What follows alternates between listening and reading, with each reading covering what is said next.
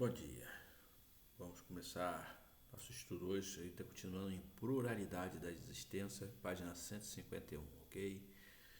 Então vamos lá. Amado Mestre Jesus, bom Espírito presente aqui.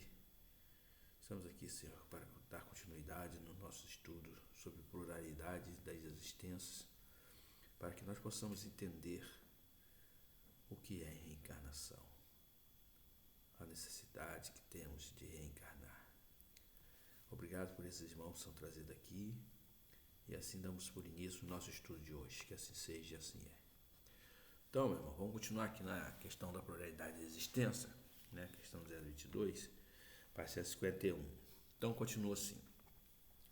Essas questões facilmente se multiplicaria ao infinito. Por conta inúmeros são os problemas psicológicos e morais que só na pluralidade da existência encontram solução. Né? Então ele aqui está falando o quê? Que há muitas questões, né, que nós temos, tanto psicológico como moral, né, que só vamos compreender quando nós realmente, né, entendemos a reencarnação. Porque há muitos problemas na sociedade, na humanidade, né, que você não tem explicação. Né? Aí ficam questionando Deus. Por que Deus fez isso para um, fez aquilo para outro? Por que Deus mandou um filho assim para mim e deu um filho bom para o vizinho? Né? Então isso só é explicado, meu irmão, através das reencarnações. Ok? Limitamos-nos a formulares de ordem mais geral. Como quer que seja, alegar-se-á, talvez que a igreja não admite a doutrina da reencarnação, que ela subverteria a religião.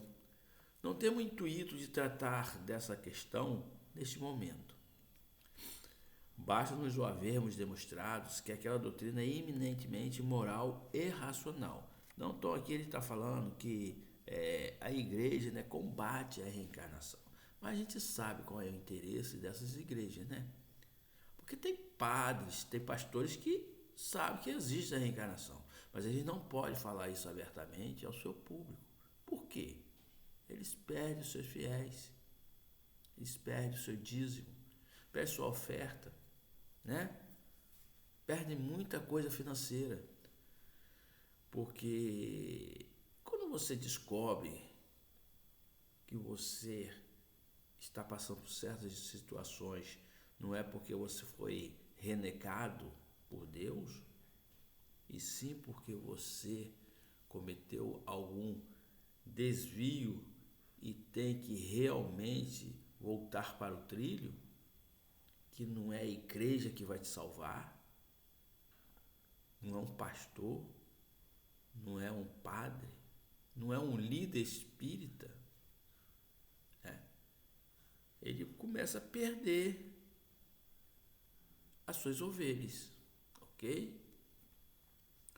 Ora, o que é moral e racional não pode estar em oposição a uma religião que proclama-se Deus, a bondade e a razão por excelência, que teria sido da religião se contra a opinião universal e o testemunho da ciência se houvesse obstinadamente recusado a render-se à evidência, expulsado de seu seio todos que não acreditassem ao movimento do sol ou nos 6 dias da criação. Que crédito houvera merecido e que autoridade teria tido entre povos culto uma religião fundada em erro, manifesto e que o pusesse como artigo da fé. Logo a evidência se patenteou à igreja, criteriosamente se colocou do lado da evidência. Uma vez provados que certas coisas existentes seriam impossíveis sem a reencarnação, que a não ser por esse meio não se consegue explicar alguns pontos do dogma, cumpre admiti-lo a reconhecer meramente aparente o antagonismo entre esta doutrina e a dogmática, né? Então, aqui ele está falando sobre os dogmas da igreja, né? E a doutrina espírita. A doutrina espírita, ela é aberta a explicar, ela é aberta a mostrar fatos, a mostrar a causa, para depois mostrar os seus efeitos, né? A doutrina, as igrejas não. As igrejas, elas, tudo é dogma. Tudo é dogma. Elas não falam o que realmente é. Fala simplesmente, isso é dogma.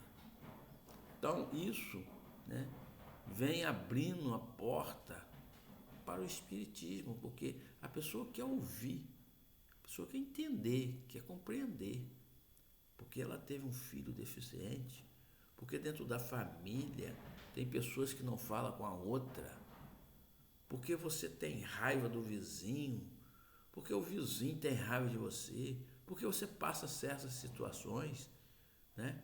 O espiritismo abre essa porta, o espiritismo começa a abrir, né? Porque você vem bem, de repente adquire uma doença do nada, né?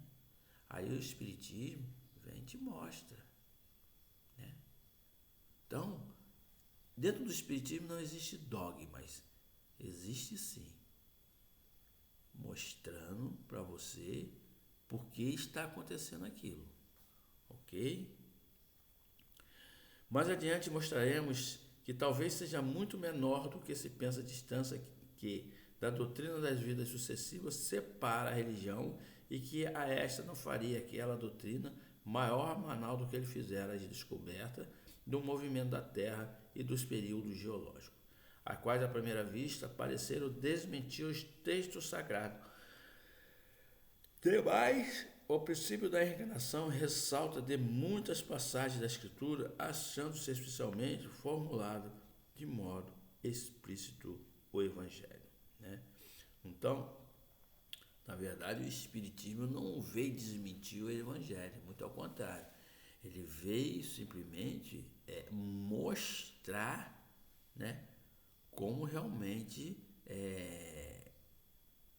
aconteceu no Evangelho, né?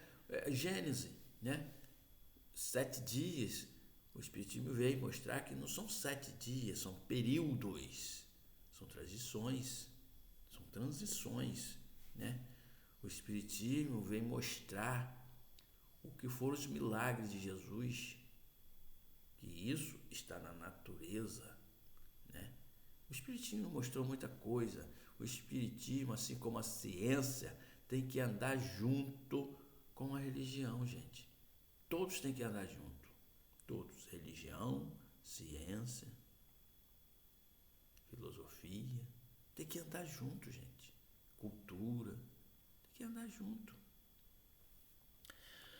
Quando descia da montanha, depois da transfiguração, Jesus lhe fez esta recomendação: não falei a ninguém do que acabaste de ver, até que o Filho do Homem tenha ressuscitado dentre os mortos.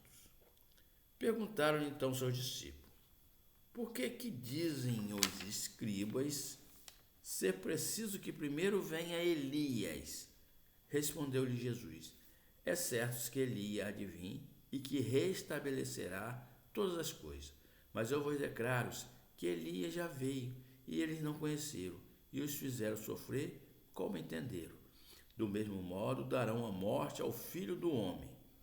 Compreenderam então seus discípulos que era de João Batista que lhe falava. São Mateus, capítulo 17. Pois que João Batista for Elias, houve reencarnação do espírito ou da alma de Elias no corpo de João Batista. Então, aqui, o que ele nos diz? Nos diz que houve a reencarnação, ou seja, dentro do próprio Evangelho já está falando, né? Já está passando essa passagem, que foi a transfiguração. Então, Elias reencarnou como João Batista, né? E você, como foi a morte de João Batista? Deceparam-lhe a cabeça, né? Botaram na bandeja dela. Por que decepara a cabeça de João? Por quê? Né? Então, lá atrás, ele era um profeta, né? Ele era um profeta. E tinham lá, né, aqueles líderes, né, que ele tinham vários, vamos dizer assim, entre aspas, vários profetas que servia a um líder lá religioso, né?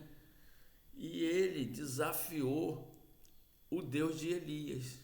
Que Elias ele era temente a um Deus único, né? E esse profeta que lá existia, lá esse líder lá, né? Ele desafiou que o Deus deles era maior do que o Deus de Elias, que o Deus único, né? Que era o Deus dos hebreus. Então Elias desafiou e venceu eles e pediu a cabeça de todos esses profetas, todos esses, digamos assim, médios, né? Daquela época.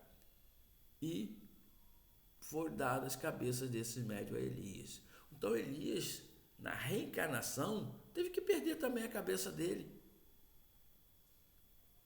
Olho por olho, dente por dente, a lei de Moisés ainda existe, a lei mosaica ainda existe. Ok? Então vamos ficar por aqui e depois nós vamos continuar, se Deus quiser. Nós estamos perto de acabar essa pergunta, para a gente entrar de novo naquelas perguntinhas básicas que a gente gosta, entendeu? Mas nós não podemos pular questões. Temos aqui que passar o livro do Espírito completo, ok? Vamos lá. Obrigado, irmão Espírito presente aqui. Obrigado por nos auxiliar. Obrigado por nos ajudar. Obrigado por sustentar esse estudo. Muito obrigado. Obrigado a esses irmãos desencarnados que são trazidos aqui para ouvir esses estudos, para participar, porque assim alguns deles, com certeza, eles conseguem entender a sua situação, aceitam mudar a sua vibração e ser levado para tratamento. Muito obrigado por tudo, sendo assim, damos término ao estudo de hoje. Que assim seja e assim é.